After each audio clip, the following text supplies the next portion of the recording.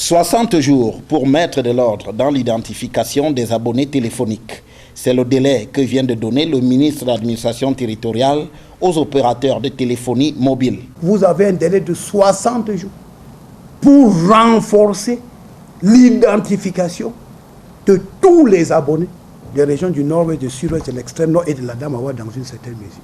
Nous devons avoir une déclaration claire et les numéros détaillés des cartes SIM qui sont vendues dans les deux régions. Selon le ministre de l'Administration territoriale, cette décision fait suite au constat selon lequel de nombreuses puces non identifiées sont détenues par les séparatistes dans le Nord-Ouest et le Sud-Ouest et les insurgés de Boko Haram dans l'extrême Nord dans une moindre mesure. Nous constatons qu'il y a plus de 450 cartes SIM sans identification qui se retrouvent chez des terroristes. Avec ces cartes qui ne sont pas identifiées, les terroristes organisent le racket, les kidnappings contre paiement de rançon.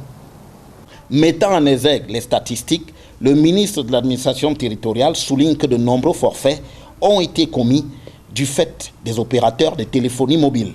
Pour les régions du Nord-Ouest et du Sud-Ouest, pendant 12 mois, 320 millions de francs ont été payés aux terroristes à titre de rançon dans les réseaux de paiement MTN et Orange.